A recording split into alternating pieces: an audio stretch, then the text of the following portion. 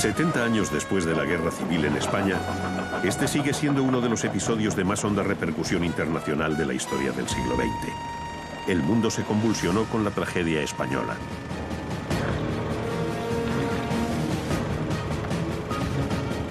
En defensa de cada bando acudieron gentes de lejanos países. En las filas del Ejército Nacional lucharon decenas de miles de soldados venidos de Marruecos, los moros.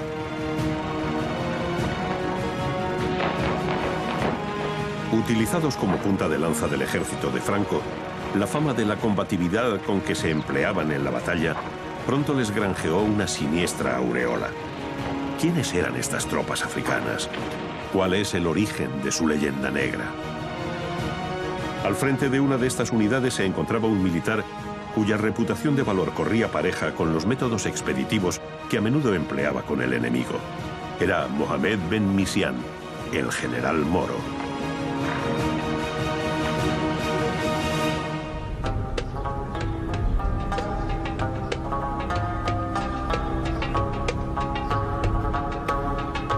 En los inicios del siglo VIII, la península ibérica fue invadida por tribus procedentes del norte de África, que a sí mismas se denominaban mauris, de donde deriva la palabra moro. El conflicto de 8 siglos, denominado en España Reconquista, y la posterior ocupación española de lugares de gran valor estratégico en el litoral de la costa marroquí, favorecieron en el inconsciente del español el temor y el recelo ante los vecinos del sur. De esta manera nace en España el mito a los temidos moros. Cuando hablamos de los moros, evidentemente nos estamos refiriendo a ese imaginario colectivo y cultural español. No es lo mismo hablar de los moros que hablar de los árabes, tienen un significado completamente distinto. Claro, seguimos con la imagen de la Reconquista, cuando realmente lo de la Reconquista es una forma de llamar a la relación que se entabló o a la ocupación de una serie de territorios. Y a lo mejor el término no es el más apropiado. Tenemos después relaciones de la expansión de reinos españoles a lo largo del Mediterráneo. Si nos centramos en el siglo XIX, estamos en una época en que se alimenta mucho el tema de la mitología de los moros. Estamos en una época en que España ha perdido buena parte de su imperio americano y tiene que mirar hacia otras zonas como lugar de expansión. Entonces se mira hacia el Pacífico y se mira evidentemente por proximidad el norte de África. Y tenemos que esperar a los años 1907, segunda década del siglo, para que el tema de los moros y el tema de la guerra de África pues vuelva a llegar a la gente española en general. Lo que pasa es que con un cambio absolutamente radical. Si en el siglo XIX hay una visión positiva de a dónde puede conducir esa campaña, en el siglo XX lo que son las clases populares, lo que es el proletariado, la clase media-baja, tiene una imagen muy negativa de esa campaña. En 1911, el rey Alfonso XIII ordena al general Dámaso Berenguer la creación del primer grupo de fuerzas marroquíes, como ya venían haciendo otros países que utilizaban tropa indígena en sus ejércitos coloniales.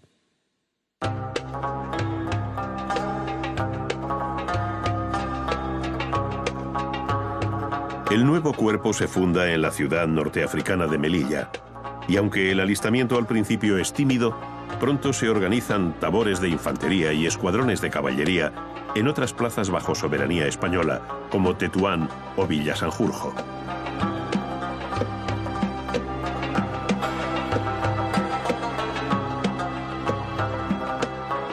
Al principio, estas fuerzas marroquíes despertaron el recelo de los mandos españoles, pero pronto se comprobó lo acertado de esta medida, ya que estas tropas conocían perfectamente el terreno. Además, la sociedad española se liberaba del desgaste político que suponía que cientos de sus hijos murieran en tierras africanas. El Cuerpo de Fuerzas Regulares Indígenas se crea el 30 de junio de 1911. Anteriormente había unidades de carácter indígena en el protectorado y sobre todo la milicia voluntaria de Ceuta, y dado su buen resultado dentro del sistema operativo del ejército español en el protectorado, se entendió que era necesaria una unidad similar en la zona oriental, en Melilla. El detalle más importante es que fue una unidad indígena, pero con un porcentaje de soldados españoles y de mandos intermedios peninsulares.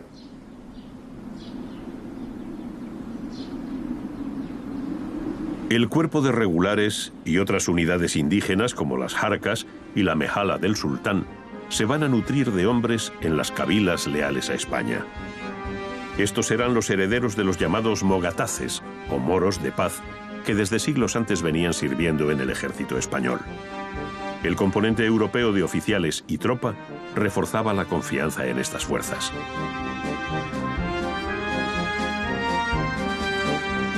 Se producía el encuentro, digamos, de dos culturas o dos modos diferentes de vivir y de entender lo que es la milicia.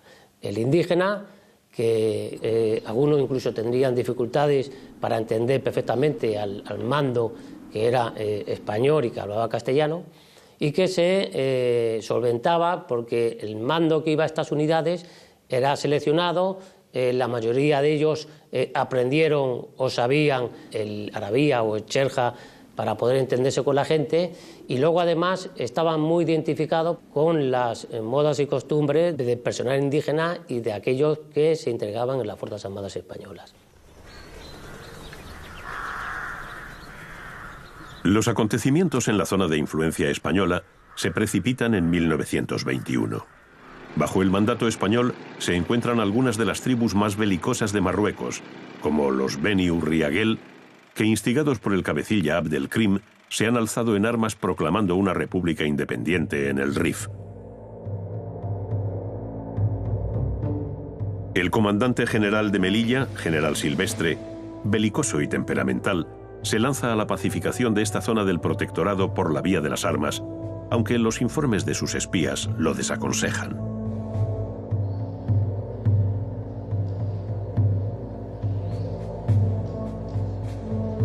España administra un territorio muy agreste, árido y montañoso, pobre en agua y otros recursos. Además, la guarnición española en la zona de Melilla está muy dispersa, mal equipada y no cobra desde hace meses sus salarios. De los 25.000 hombres que componen la comandancia, 6.000 son indígenas y están esparcidos en un centenar de pequeños blocaos, a menudo desabastecidos de munición durante semanas.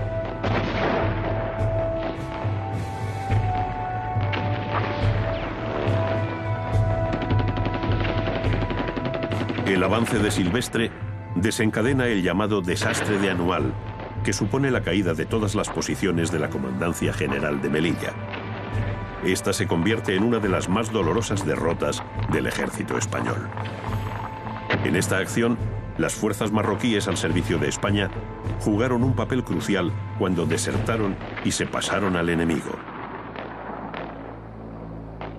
Si pensamos lo que ocurre a partir de 1921 con el desastre de Anual, pues nos encontramos con un problema importante, que es el caso de deserciones y de traición, pues en una coyuntura muy especial para España. Es la operación del general Silvestre, ciertamente mal planificada, pero el resultado de que mueran como resultado de la operación y en la caída de todas las posiciones desde Anual a Melilla, unas 8.000 españoles, pues en ello desde luego tiene que ver el hecho de que una parte de las tropas de regulares se hayan pasado al enemigo. Se pasan en Anual, las tropas de regulares que tiene Silvestre son las encargadas de cubrir la retirada y en esa coyuntura pues se van a ocupar de cerrar el paso y ametrallar a los últimos españoles que tratan de salir de ahí, y luego ocurre también en una serie de posiciones en la dirección hacia Melilla, donde también hay un caso de traición. El caso es que, sin embargo, de las tropas de refuerzo que llegan para socorrer a Melilla, hay dos tabores de Ceuta, y podemos pensar que ciertamente el gobierno español mantenía la confianza, pero tenemos que pensar también que es que no hay otro recurso. Lo que hoy llamamos fuerzas de acción rápida, por hacer un símil, pues en aquel caso, en aquella coyuntura serían los regulares y sería la legión. Y estos son muy pocos miles de hombres. Por lo tanto, la confianza ha bajado, pero tampoco hay otra tropa apenas a la que se pueda recurrir.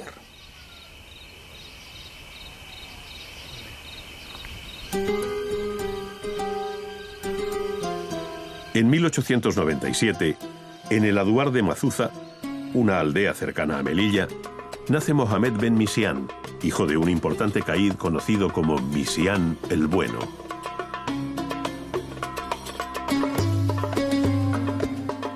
La legendaria trayectoria de este hombre comienza cuando, ante el rey Alfonso XIII, de visita en la zona, resuelve un problema de matemáticas en la escuela.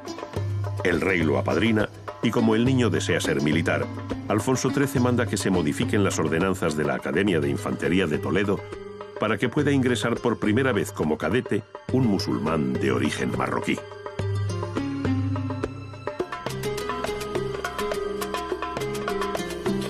A partir de ahí dará comienzo la carrera militar de Ben Misián, que le llevará a las más altas graduaciones en el ejército, tanto en España como en su Marruecos natal.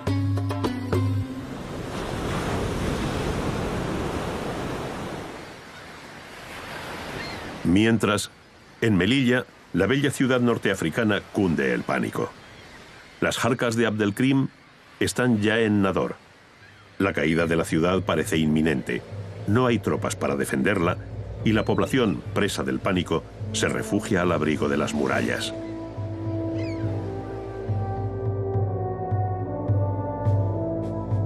Ante la gravedad de los hechos, el rey designa al prestigioso general Sanjurjo, curtido en la guerra de Cuba, para que acuda en auxilio de la plaza. Sanjurjo desembarca con 2 tabores de regulares venidos de Ceuta y con el recién creado tercio de extranjeros, cuerpo más tarde conocido como la Legión.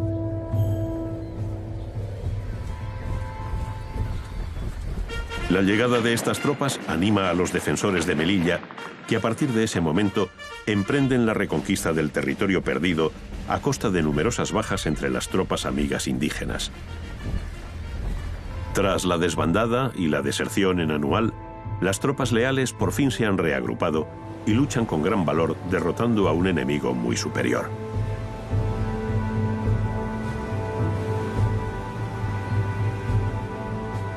En septiembre de 1925, una flota de invasión española, llegada desde Ceuta y Melilla, emprende el primer desembarco moderno de la historia en la bahía de Alhucemas.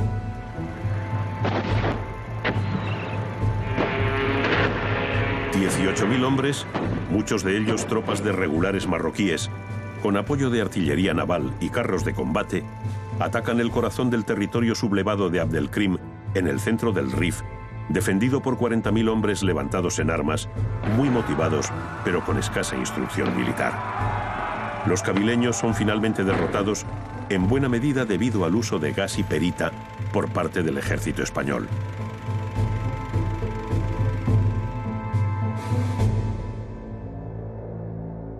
En estos combates, las tropas leales indígenas demostraron un enorme arrojo ocupando posiciones como el Monte Gurugú, decisivo de cara a una ofensiva que perseguía acabar para siempre con la amenaza nacionalista rifeña.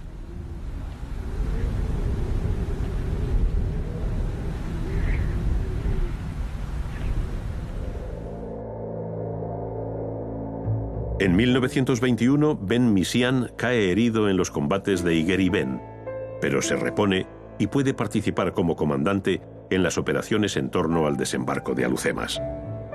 Durante su convalecencia en el hospital de Melilla, va a conocer al teniente coronel Franco, estableciendo con él una amistad que durará ya toda la vida. Antes de la Guerra Civil hay precedentes claros de utilización de fuerzas indígenas en España. En primer lugar estaría el de diciembre de 1930, cuando hay un pequeño movimiento militar pro-republicano para derrocar la monarquía de Alfonso XIII. En segundo lugar tenemos el agosto de 1932 con la Sanjurjada, pero dado que la Sanjurjada pues termina rápidamente en Madrid, en Sevilla y más aún en otros puntos de la geografía española, pues las tropas no llegan a desplazarse. En consecuencia, tenemos que esperar a la Revolución de Asturias para que fuerzas indígenas realmente desembarquen en territorio español. En la campaña de Asturias han intervenido 2 tabores de regulares. Su papel ha sido efectivo en tareas de represión de fuerza militar, armada y de civiles indefensos, Y aunque lo cierto es que en la represión participa la Guardia Civil, participan fuerzas de asalto, participa el Tercio, en el imaginario de la izquierda la utilización de un ejército colonial pues va a ser muy alimentada a partir de la campaña electoral del 36.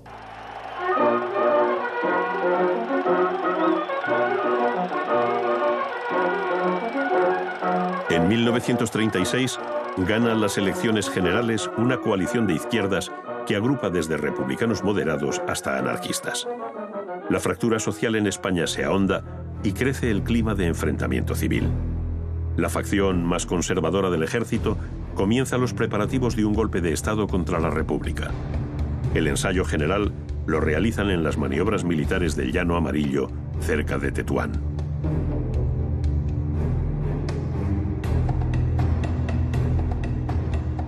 Los conspiradores Mola, Franco y otros creen llegado el momento de asestar lo que suponen un golpe de Estado muy violento, pero certero y breve.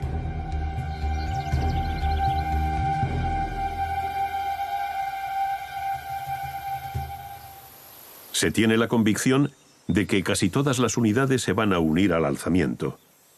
Por ello, el 17 de julio estalla la sublevación, primero en Melilla, después en el resto del protectorado.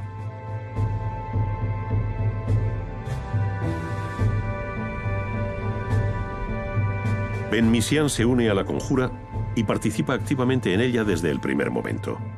El 17 de julio recibe la orden de atacar y capturar la estratégica base de hidroaviones de El Atalayón en las inmediaciones del poblado Beni Ensar, cuya guarnición no se ha sublevado. Bueno, hay que decir que se hizo una muy buena captación.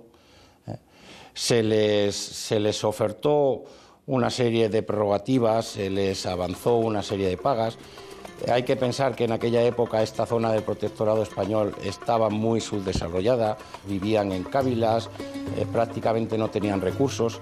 El verse con unos recursos, con un sueldo, por decirlo así, fijo cada mes, el tener una serie de particularidades como era que se le daba aceite, azúcar, es decir, recursos de primera que en aquella época no tenían, pues hizo que ya me parece que fue en una semana había algo así como 1.700 alistados. O sea, todo ello se hizo pues por una buena captación y por los alicientes de tipo económico que se les estaba ofertando.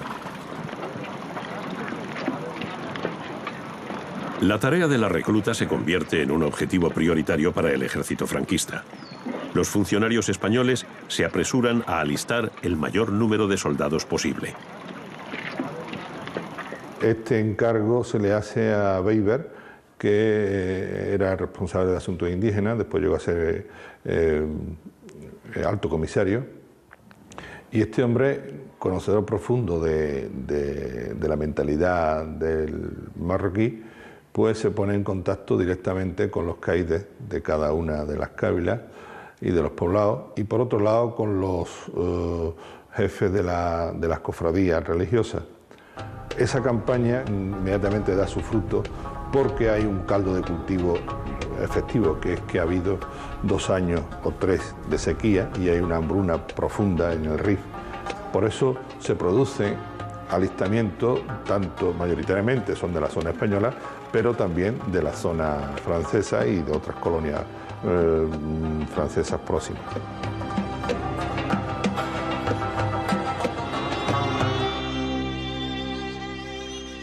De los cerca de 70.000 marroquíes alistados al Ejército Nacional, muchos acudieron a la llamada de la guerra en consonancia con la tradición belicosa que era habitual en sus cabilas rifeñas.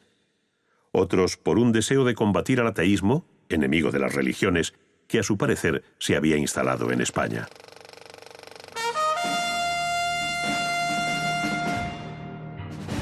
Aquella masa de hombres hay que hacerla pasar a la península para consolidar la sublevación. Esto plantea un grave problema, pues casi toda la flota es leal a la República.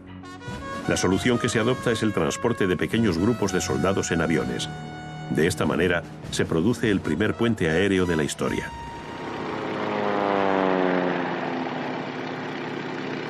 Todo el esfuerzo de la aviación alemana al servicio de Franco no es suficiente para pasar el número de tropas necesarias para emprender la ofensiva.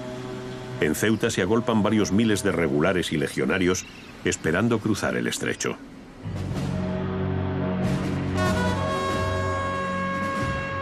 El 5 de agosto parte un convoy hacia la península compuesto por 4 mercantes y un cañonero. El riesgo es muy alto porque el estrecho está constantemente vigilado.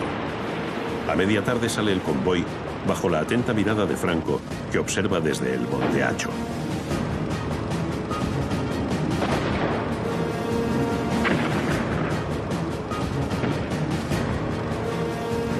Durante la travesía, los mercantes son atacados por el destructor Alcalá Galiano, pero la acción del cañonero Dato y de la cobertura aérea franquista hace desistir de su ataque al buque republicano. El convoy arriba al puerto de Algeciras. El número de tropas desplazadas es de solo 1.600 hombres, pero el efecto psicológico es enorme en el bando sublevado.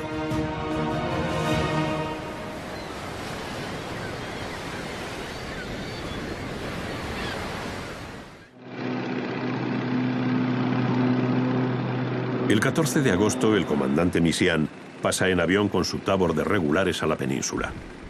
Desde ese instante, se incorpora a la toma de importantes poblaciones en Andalucía y Extremadura, mostrando sus hombres unas cualidades de fiereza y arrojo en el combate que les crean una fama de temibles.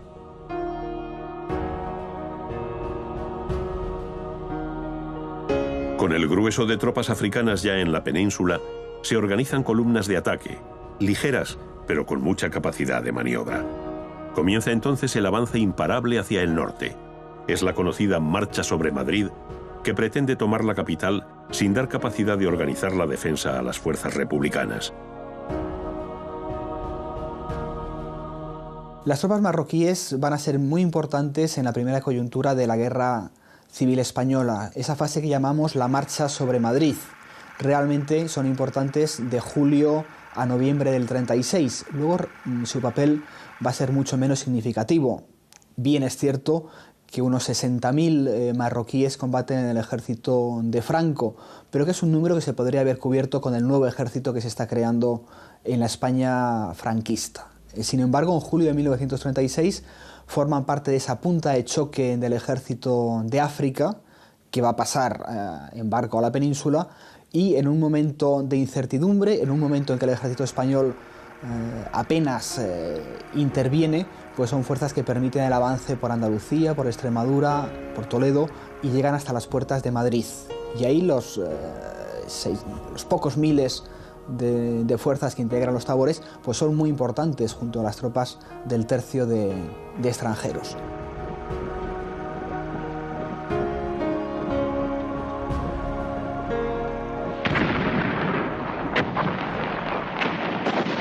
El avance del ejército de África se desvía en su marcha sobre Madrid para entrar en la ciudad de Toledo, donde participa en la liberación del antiguo Alcázar del asedio al que es sometido desde hace 2 meses. Los regulares, con el comandante Misián al frente, libran en las calles y plazas de la ciudad imperial encarnizados combates. En su avance, las tropas de Misián ocupan el hospital de la ciudad, donde ejecutan a los heridos republicanos que allí se encuentran. Finalmente, los nacionales entran en las ruinas del viejo edificio, convertido ya en un icono de la España franquista.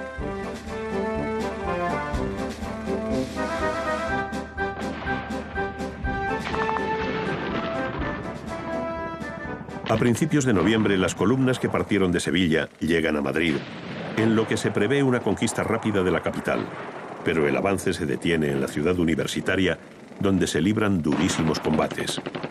Los regulares cargan una y otra vez, sufriendo numerosas bajas. Se combate cuerpo a cuerpo. El propio comandante Misián es herido de gravedad en una pierna y debe ser evacuado del frente. El ataque a Madrid fracasa y la ciudad se convierte en un símbolo de la resistencia al embate de las tropas franquistas.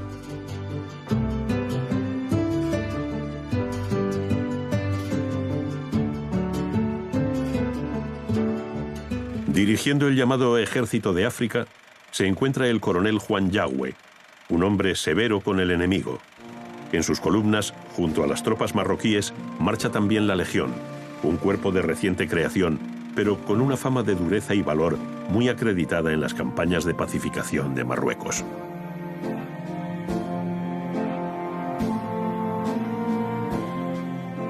Queipo de Llano, en las charlas desde Radio Sevilla, les dice a los republicanos que esperan en los pueblos que pueden ser ocupados que para allí van fuerzas moras a violar y asesinar a sus mujeres, en el campo de la izquierda ocurre lo mismo. La propia Pasionaria habla del peligro que se cierne y de la violencia de esas tropas, y habla de las muchachas y de las mujeres españolas que pueden ser violadas en la zona republicana si las tropas de Franco llegasen a entrar.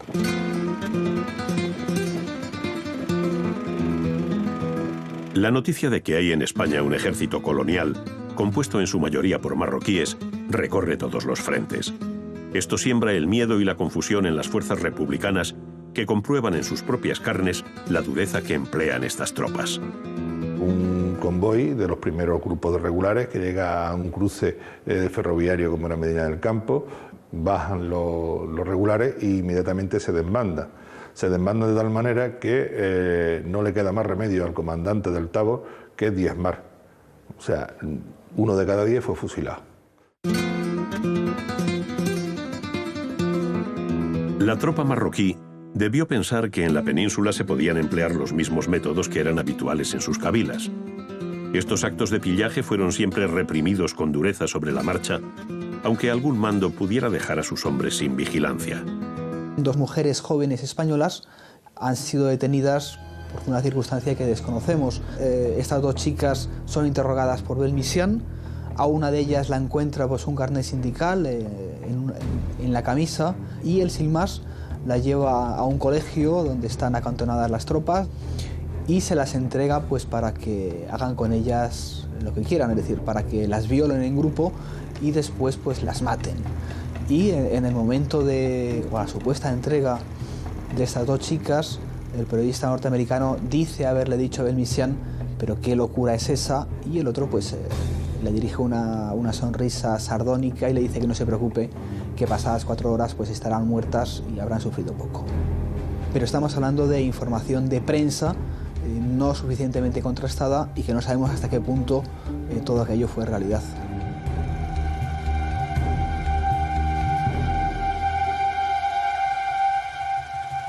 Por todo el frente se cuentan sucesos espeluznantes atribuidos a los moros: decapitaciones, mutilaciones, robos y saqueos.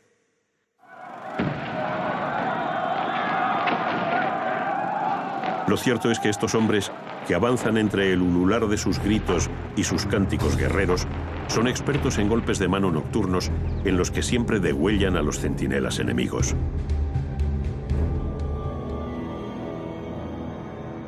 He visto casos donde un estadio guardado yo con las mujeres. Hay 80 o 90 mujeres ahí encerradas, darle de comer, darle todo, está cuidado con ellos para que no les toque a nadie. Las mujeres aparte. O una sección, un cabo y 5 soldados, está guardando esas mujeres para que no les toque a nada. Nada. Y como toca alguna cosa, la fusilizan. Franco le matan. A causa de estas acciones, las tropas marroquíes son odiadas en el bando republicano, y cuando alguno de estos hombres es hecho prisionero, se le ejecuta rápidamente sobre el terreno. Son fuerzas violentas, son fuerzas que saquean, son fuerzas que en ocasiones cometen violaciones, pero tengamos en cuenta que dentro del ejército franquista va a haber un intento de control de lo que está ocurriendo, y que ese tipo de cosas que cometen los llamados moros también los cometen soldados de los otros 2 ejércitos. Y por lo tanto, atribuir a los moros la violencia principal de la guerra civil pues sería una injusticia enorme. ¿Cómo era la vida diaria de esta tropa indígena marroquí?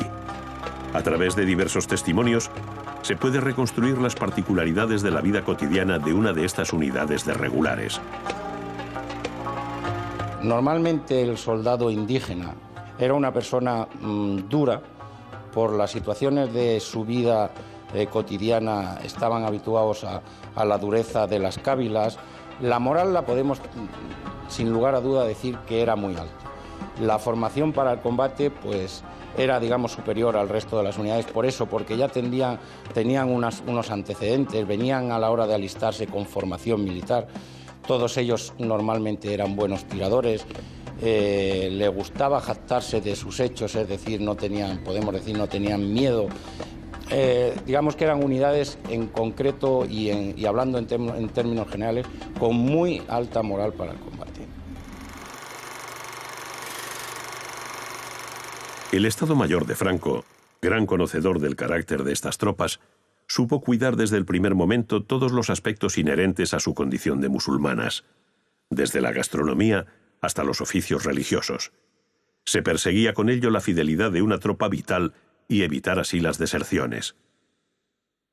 El personal indígena pues se le respetaba sus costumbres y tenían sus locales específicos y sus modos y maneras pues eran aceptadas por los demás que eran de origen español. Y aparte de eso, aparte de ese tema, se procuraba que ellos se sintieran como indígenas, es decir, la indumentaria pues no se le dio la específica de las unidades españolas, sino que se adaptó a las costumbres de la indumentaria que utilizaba el indígena, bien en su vida diaria, sin ser militar, o bien cuando formaba grupos y hacían rafias en un momento determinado para combatir a supuestos enemigos o ladrones o lo que fuera.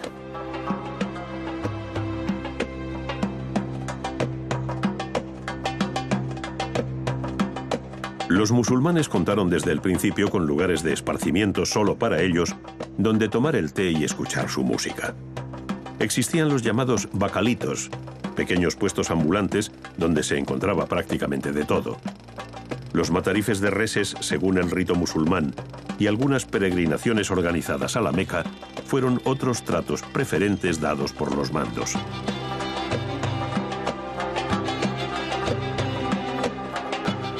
Se tuvo especial cuidado en la atención a los heridos y mutilados.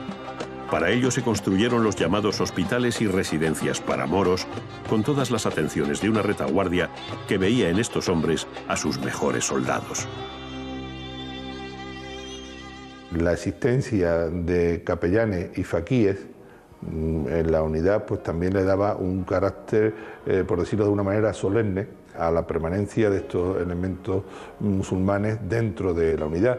Tenían el faquí para su asistencia personal, estaba encargado de prepararle todo el ritual que lleva el enterramiento de un musulmán. Todo lo tenía en cierto modo garantizado. La guerra avanza de forma implacable en todos los frentes. En marzo de 1937, los nacionales lanzan una gran ofensiva sobre el norte para hacerse con las fábricas de munición y las importantes siderurgias que suministran a la República el acero para mantener sus opciones de victoria. Esta campaña, larga y dura, se resuelve cuando en octubre de ese año todo el norte cae en el bando nacional. En ese momento la guerra comienza a decantarse ya por un bando.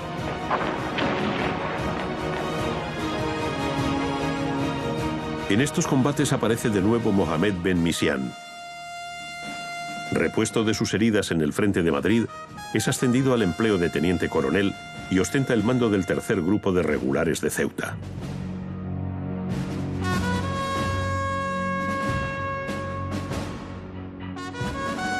Cuando he venido a entrar en Mili tenía 18 años.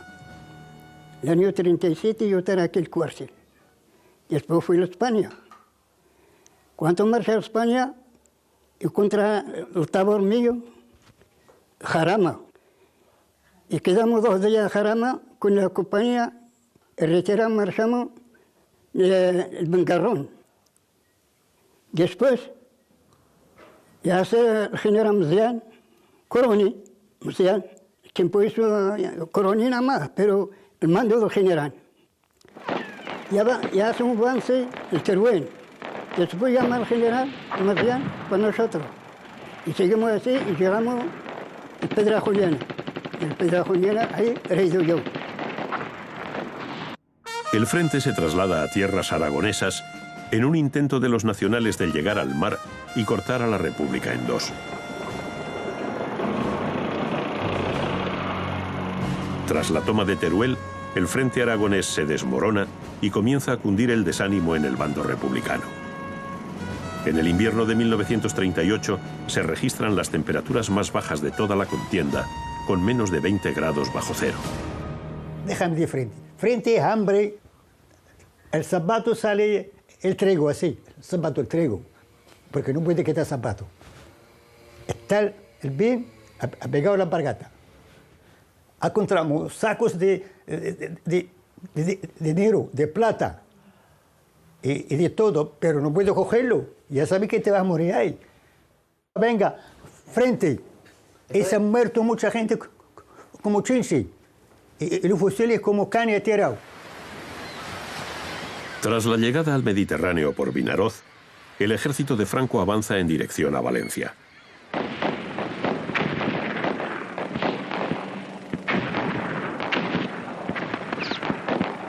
En el camino se interpone la ciudad de Castellón, que es tomada tras una durísima lucha casa por casa y a la bayoneta por las tropas de Ben Misián.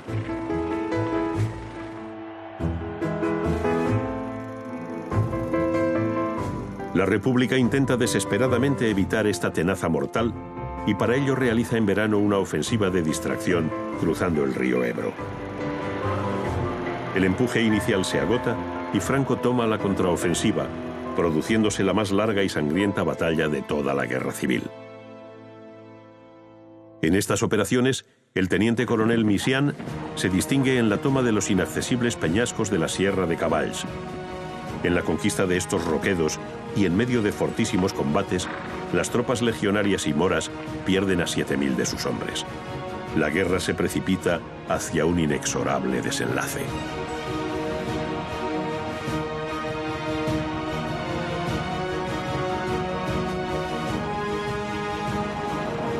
Ascendido a coronel, Ben Misián manda la primera división de Navarra, con la que tomará parte en la campaña final de Cataluña. Interviene en la toma de Manresa y en la entrada en Barcelona en enero de 1939. Todavía su unidad será enviada al frente de Toledo, donde se rinden en masa los soldados republicanos. El 19 de mayo, Misián participa al mando de sus fuerzas en el desfile que, con motivo de la victoria franquista, se produce en Madrid. Las unidades regulares son las más condecoradas del ejército español y además se produce en un periodo de tiempo relativamente corto. Las unidades regulares no llegan a 100 años de su creación y tienen una participación muy intensa durante las campañas de África y en la Guerra Civil Española, con la circunstancia de que durante la Guerra Civil Española se crean nuevas unidades regulares y luego también el hecho de ser lo más condecorado es por la forma de ser de soldado indígena, que es un soldado valiente, que le gusta el combate y no tiene miedo a luchar cuerpo a cuerpo, y como estuvo en todos los frentes habidos y por haber en diferentes campañas, pues tuvieron muchas bajas y hubo muchos actos heroicos motivos de condecoración.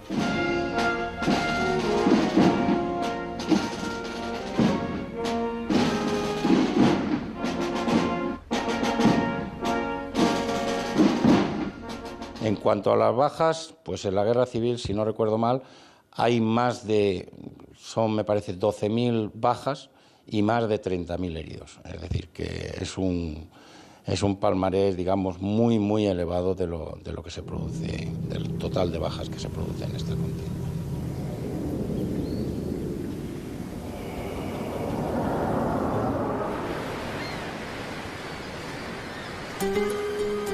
Desde el fin de la Guerra Civil hasta 1956, fecha de la independencia de Marruecos, se vive la edad de oro del protectorado español.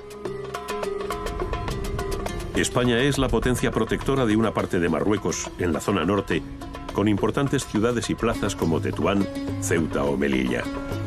Además, España mantiene en la bahía de Alhucemas y alrededores peñones e islotes estratégicamente situados en la costa.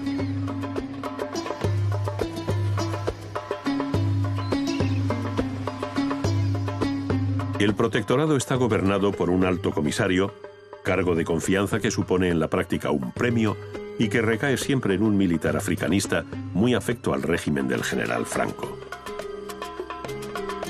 Tal es el caso del general Enrique Varela, que hizo la mayor parte de su carrera en el cuerpo de regulares.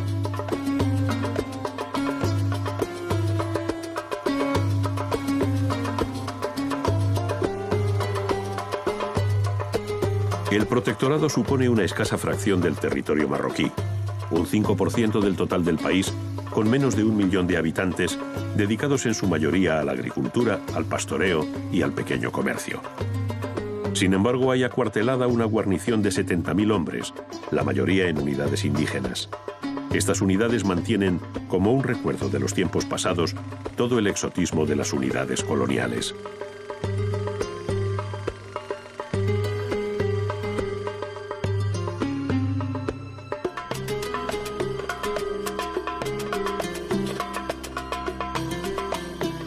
Franco recompensa a estos soldados norteafricanos, eligiendo como guardia de honor para sus apariciones públicas un escuadrón de caballería marroquí, popularmente conocida como Guardia Mora. Esta unidad hará las funciones de escolta en desfiles y actos de representación de la jefatura del Estado hasta la independencia del Marruecos español.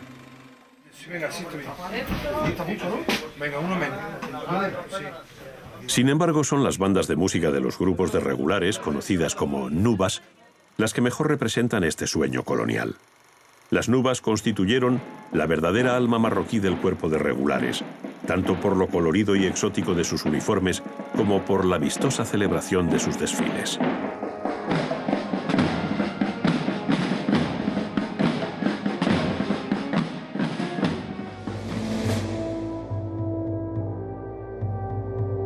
El final de la guerra supone para Ben Misian el ascenso a las más altas esferas del estamento militar, caso único en la historia del ejército español. Capitán general en La Coruña y más tarde en Canarias. Franco premia así a su viejo amigo. Hay una anécdota, sabemos que esta es auténtica del todo y hace referencia al matrimonio de una de sus hijas con un español, sobrino de Martín Artajo, que ha sido hasta hace poco tiempo ministro de Exteriores. La boda no le gusta nada a Ben Misian y digamos que hay una ruptura familiar. Y luego entra el terreno de la argucia de Ben Misian cuando ya está en Marruecos, pues invita a su hija y a su marido para reconciliarse, que viajen a Marruecos. Y ellos son engañados. La hija va a ser rápidamente secuestrada y su marido pues es expulsado del país. La respuesta de Franco es de silencio y de no intervención y de respeto pues hacia quien considera su amigo. Con la independencia de Marruecos, Ben Misian se convierte en el primer y único mariscal del ejército marroquí. Ben Misian, una vez que dirige, organiza y crea las Fuerzas Armadas marroquíes, pues va a tener un altísimo trato por el monarca alauita, que le premia finalmente de terminar su carrera como embajador en Madrid, donde va a morir antes que Franco en la primavera del 75.